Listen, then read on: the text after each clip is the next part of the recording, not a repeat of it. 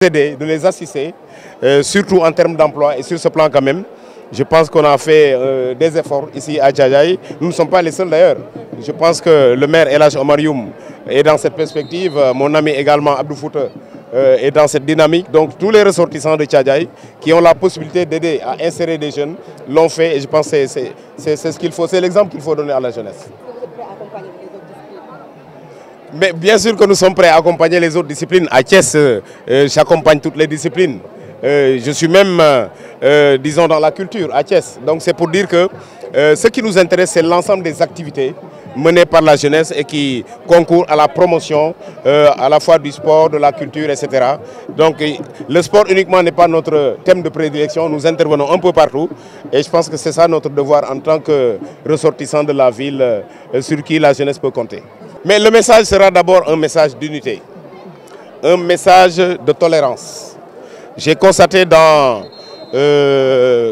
l'internet par exemple, au niveau des réseaux sociaux, qu'il y a un dialogue bouillonnant au niveau de Thiadiaye, parfois avec des termes quand même qu'il faut recadrer. Je les invite tout simplement à beaucoup plus de tolérance. C'est vrai que nous sommes en démocratie, chacun a la liberté d'être avec le responsable qu'il veut, c'est ça la démocratie, mais chacun peut le faire également dans le respect de l'autre, en mettant vraiment les formes. Parce que la politique, c'est la communication également. Quand on rate la communication, on rate beaucoup de choses. Certains responsables politiques au niveau national, d'ailleurs, commencent à le savoir. Donc j'invite la jeunesse thiadiayoise à soigner le langage, à vraiment se parler de la manière la plus correcte possible. Dans l'opposition, dans le pouvoir, je pense que c'est ça la démocratie en fait. C'est le message que je voulais lancer à la jeunesse de Thiadiaye. Leur demander également d'être solidaires auprès de leurs responsables. J'ai l'habitude de donner l'exemple de Maître El Hadj Omar Youm. C'est la première fois que Thiadiaye a un maire directeur de cabinet du président.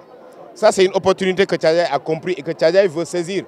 Mais celui-là aussi a besoin d'une unité autour de sa personne pour qu'il puisse avoir les coups de franche et apporter les solutions qu'il faut aux problèmes de Thiadiaye. Voilà véritablement l'invite que je voudrais faire à toute la jeunesse de Thiadiaye, chacun bien entendu dans ses convictions politiques soutenant la personne de son choix. Tout ce que je peux dire, c'est que les cheminots de Thiès quand même ont reçu un soutien de la part du président Macky Sall. Il a payé des montants assez importants à leur profit et je pense que c'est un geste qu'il faut saluer et encourager.